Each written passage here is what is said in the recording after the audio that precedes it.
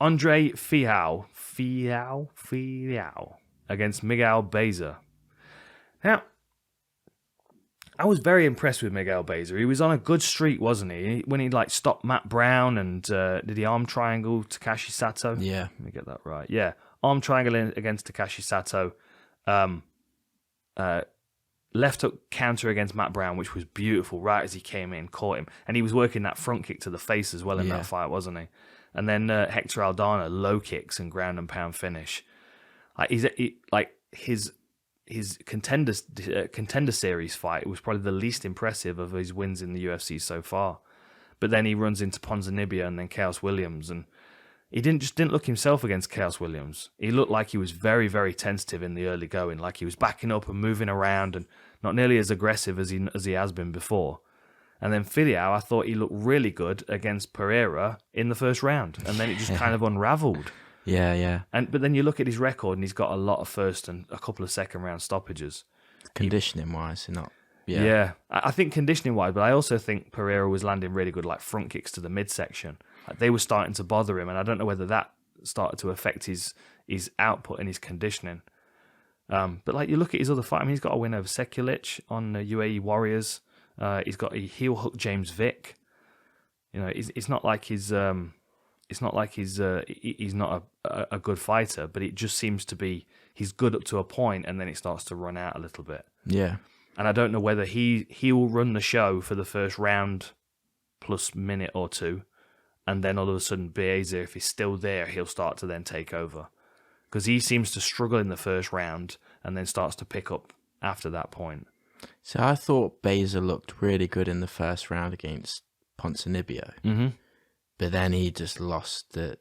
I think Ponzinibbio is just really tough, though. Yeah. But I kind of thought that if Fialho can do what Ponzinibbio did, take a bit of a beating in the first round and then just keep that constant pressure on him, I think he might be able to turn the tables on him a little bit. See, I'm seeing it the opposite way.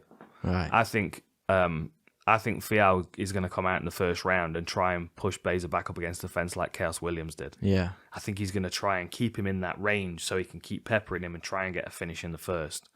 And then I think Baeza's going to kind of work through that, maybe land a few good counter shots towards the end of the first. Second round starts, and then he'll start to take over. I think especially because he's coming off 2 losses, and they're the first 2 losses of his career.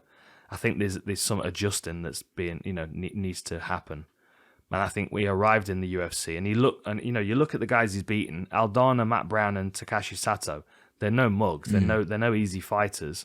But then Ponzinibbio is a big step up. Yeah. We underestimate Ponzinibbio because he had that time off, and then he'd lost to, it was the Leech, wasn't it? Yeah. But Ponzinibbio is probably a top 10 fighter, regardless.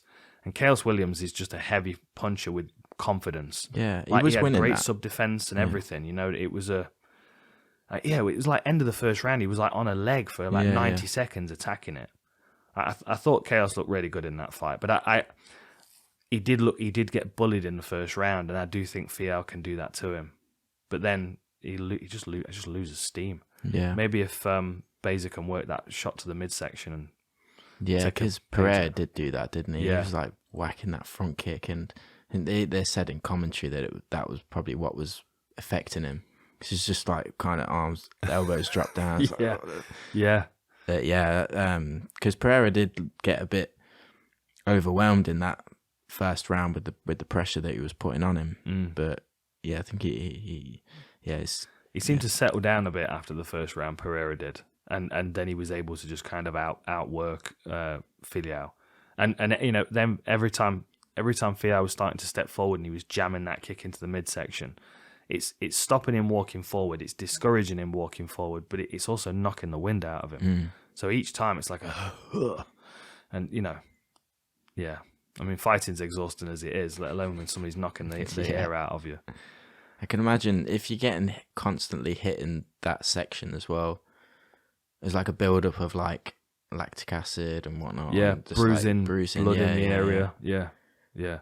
And the other thing that people don't really, I mean, we talk about it a little bit with the liver shot, but you don't really consider how shots are affecting the internal organs. Like, you know, like if you hit somebody really hard in the solar plexus, so like right where your sternum comes to an end, it kind of goes soft, and you feel where the bottom of your rib cage sweeps out to the sides. If you hit somebody there and you knock the wind out of them, there's a disconnect between their diaphragm and their lungs, because you've basically emptied their lungs without their diaphragm being on board with it. And like that's a good example of how you can affect an internal organ. You're affecting the lungs in that moment. If you hit somebody in the liver, there's like this excruciating kind of pain that runs through the body, and you just kind of shut down. Like you just don't know what's being affected with those shots to the midsection. Like we were talking about it on the War Room with Smeela Sundell. You've got to watch that fight with Bongsak Sitfolek. Bongsak Sitfolek, that's his name. And he's right up against the ropes with his back to the ropes, and Sundell hits him with a shot to the body. And she's wearing 16-ounce gloves, and she fucking wellies this thing into his ribs, and it's just a... It just drops in the corner. Horrible. I think Fialho's going to win the first round. I think he's going to have a really strong first round, and I think Baeza's going to beat him up in the second and maybe sub him. Yeah. I had Baeza. Yeah. I can't go against someone called Caramel Thunder either. Well, at least he's got a future in porn if he decides to cross over. Yeah. I think he's very good. I think he's very good. And I think we've seen glimpses of how good he is striking and grappling in the UFC. You know, like when he decided he wanted to take Sato down and sub him, like it was dominant. And you might be able to do that against Fialho as well, but he's just got to get through that first round where I think he's going to be under pressure. But I'm taking Baeza. Yeah, he's a black belt, isn't he? Is it Fialho is? No. Baeza. Yeah, Baeza. I think so. Yeah.